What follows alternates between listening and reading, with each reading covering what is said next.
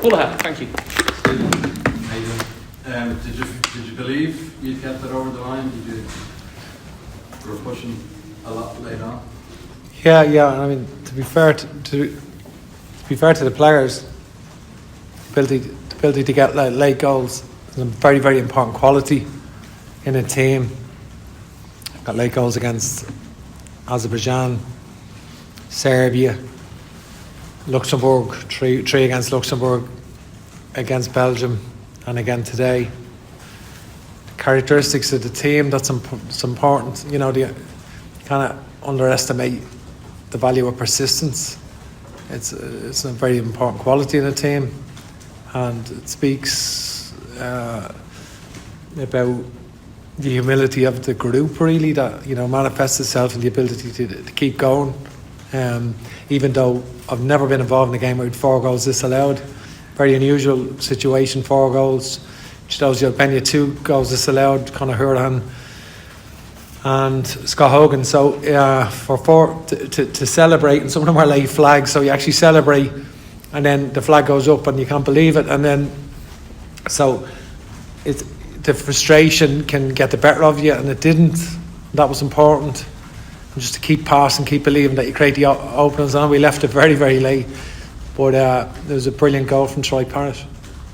Do you have any issue with any of the four offside? To be honest, I haven't even watched them back now yet, you know. But I don't know. The first one looked tight, all right. I haven't seen them back yet. Ed. Stephen, how are you doing? I'm going to ask you about Troy in a minute, but I suppose just to get out of the way first of all, the first half, what was the mood at half time? What did you make of it? And did you think just the ball wasn't being moved quick enough to open up that stubborn defence? Yeah, I think our build up, we needed to inject greater tempo into our build up, and I think maybe the quality of our crossing in the final third, and just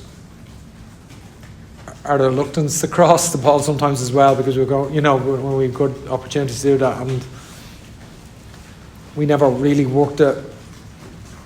We needed to pass into our front three quicker, into their feet. You know, we needed to pass into their feet quicker. But it's easier said, it's easier on paper. You know, a low block like that, when we were getting crosses in, they were a big team, and they were defeating them across as well. So if we got the first goal, if that goal, Chio's goal, goes in early on, they've got a bit like Qatar here. We scored the early goal.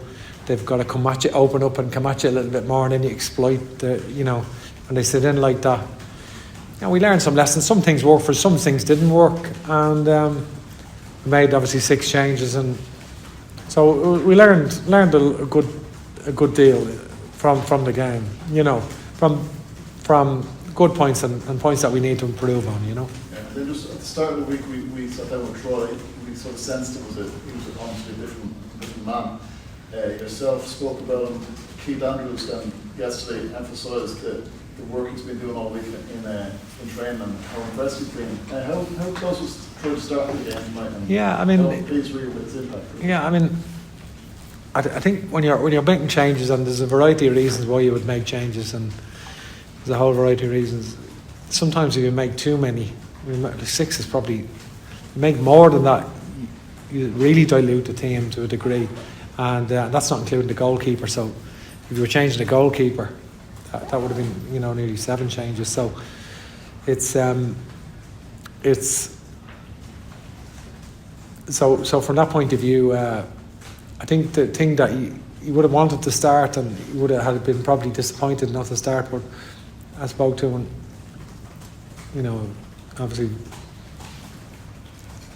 you know, relationship with him over a period now.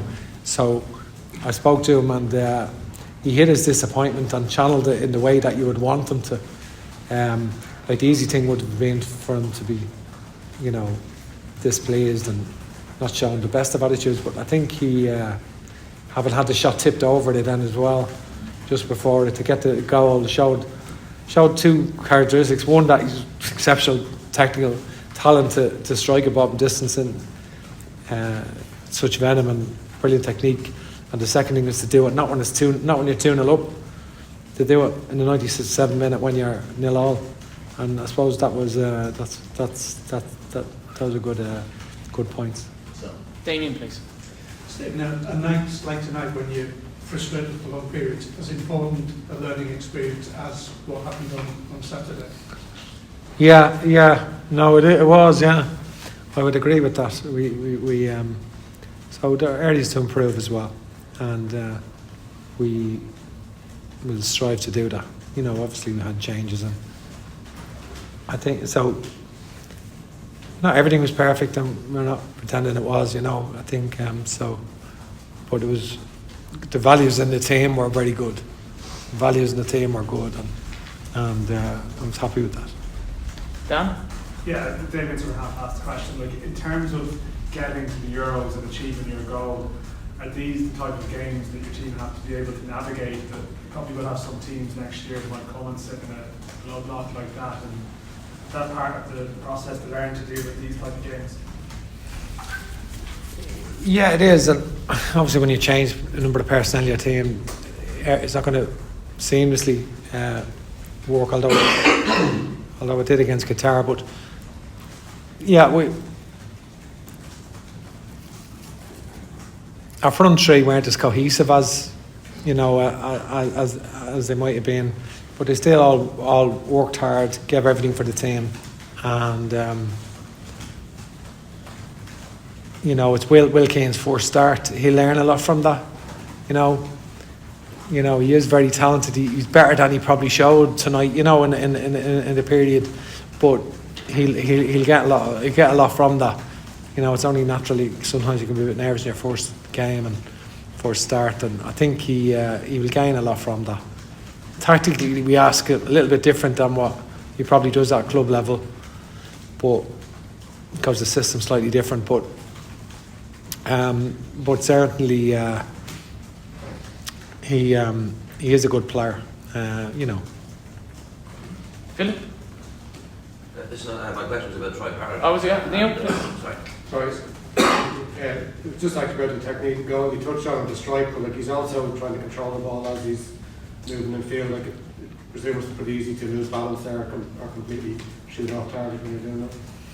Yeah, and to be honest, his first touch when he came on was absolutely excellent. The first little, so he made a good impact as did all the substitutes really. Like Jason Knight, it was a real impact as well when he came on. It was clever. Just for that, and Scott Hogan, you know, brilliant movement for the goal. So they all sort of made an impact. And Ryan Manning, when he went to left centre back, gave us a range of passing from that position and opened up the game for us a little bit more with James McLean playing much higher. So it gave us more penetration probably in our play than we had previously. But listen, we didn't really concede any chances on the night, and in the first half we didn't create enough chances, and that's for sure. We needed to create more than we did, and but overall, I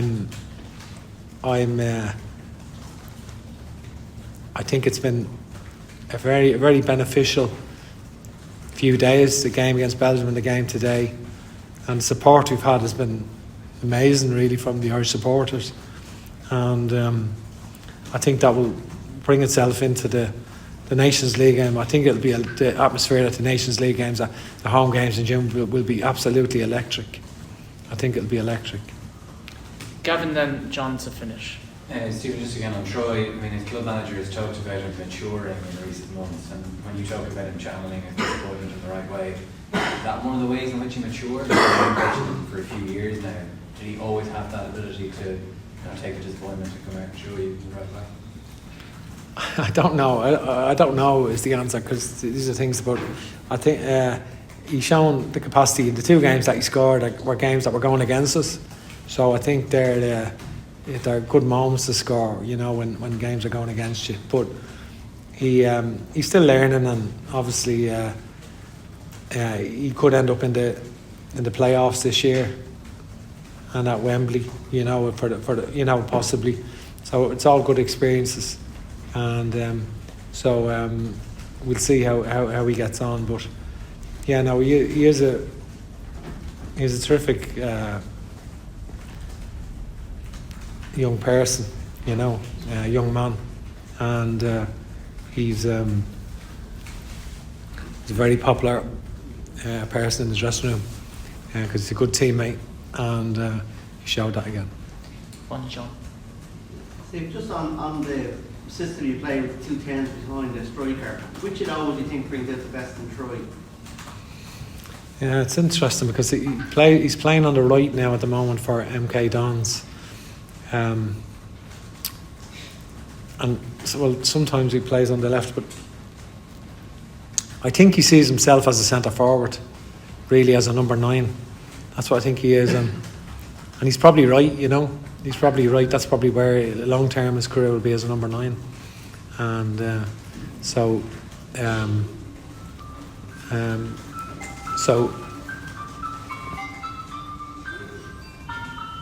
Brilliant. You going to turn that off? Sorry. Quite remarkable. Now he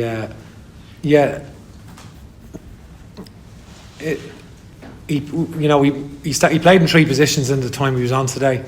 He started as centre forward, and when Scott Hogan came on, he played on the left, and then we switched him and Knighty with 2 minutes to go,